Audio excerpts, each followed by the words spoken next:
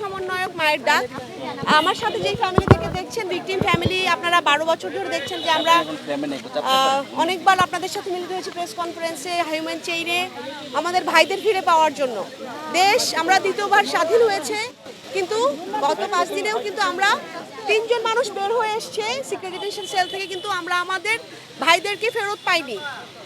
আমরা জানতে চাই আমাদের ভাইদের কি হয়েছে। তো আমাদের নতুন যেই উপদেষ্টারা এসছেন তাদের কাছে অনেক আশা, কারণ আমরা একটা অনেক নতুন বাংলাদেশের মধ্যে আছি, আমরা একটা পরিবর্তনের মধ্যে আছি। আমাদের প্রত্যেকের যে আশা, প্রত্যেকটা মা বোনেরা যেটা নিয়ে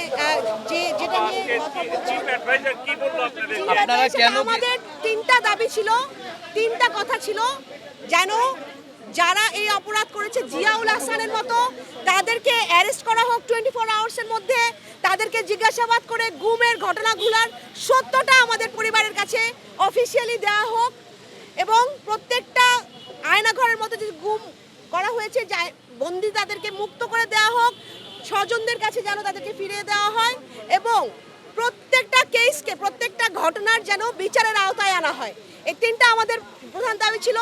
তিনি আমাদের কথা শুনেছেন এবং তিনি আমাদেরকে ইনশাআল্লাহ বলেছেন যে আশা রাখতে, এবং তিনি এই পদক্ষেপগুলো নিচ্ছেন। এরকম গুমের শিকার হওয়া কতজনের তালিকা আপনারা দিয়েছেন? বা আমাদের 2009 থেকে 2022-23 পর্যন্ত তো অনেক গুম হয়েছে। আপনারা জানেন যে লিস্টেড কেস ছিল 750-এর উপরে। তার মধ্যে কিছু মানুষকে কোর্টে প্রডিউস করা হয়েছে, কিছু মানুষ আপনারা দেখেন ফেরত এসেছিল।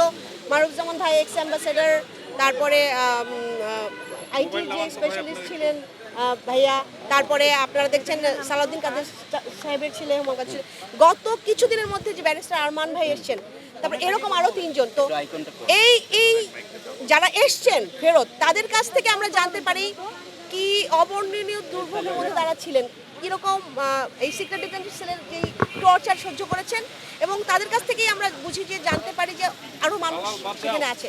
তো সেই মানুষগুলোকে আমরা জীবিত ফ্যামিলির কাছে ফেরত চাই। তারা বেঁচে আছে কি না, তারা বেঁচে নাই সেটাও আমরা জানতে চাই। জিয়াউল হাসানের মতো যেই অফিসার, যে কমান্ডিং অফিসারগুলো ছিল, সবাইকে অ্যারেস্ট করা হোক 24 আওয়ার্সের মধ্যে, বিচারের আওতায় আনা হোক, জিজ্ঞাসাবাদ করা হোক, জনসম্মুখে তাদের অফিসিয়ালি করা হোক যে এই তাদের সাথে কি করা হয়েছে। এটাই আমাদের দাবি। উনি বললেন যে এটা হচ্ছে এরকম মানবাধিকার লঙ্ঘন আসলে কোনো দেশে কোনোখানেই কাম্য নয়, এবং প্রতিটা পরিবারকে তিনি যতটুকু পদক্ষেপ নেওয়া দরকার এর সদুত্তর পাওয়ার জন্য ততটুকু পদক্ষেপ উনি নেবেন। আমাদের অ্যারেস্ট করার পরে হ্যাঁ, অবশ্যই এটা একটা অনেক বড় মানবাধিকার লঙ্ঘন। এতদিন মানুষকে ইল্লিগাল কাস্টডিতে রেখে দিবেন, টর্চার করবেন, আবার বলবেন হত্যা করবেন, আপনাদের মন মতো হলে হবে না। তো এটা সামগ্রিকভাবে একটা বড় একটা কেস আমরা করতে চাচ্ছি, এবং এই জন্যই আমরা চাচ্ছি এদেরকে অ্যারেস্ট করা হোক, এদেরকে বিচারের আওতায় আনা হোক, জিজ্ঞাসাবাদ করা হোক। এলো মুক্ত চিন্তার স্বাধীন দৈনিক খবরের কাগজ। এখন খবর হবে নিখাত, নির্ভীক,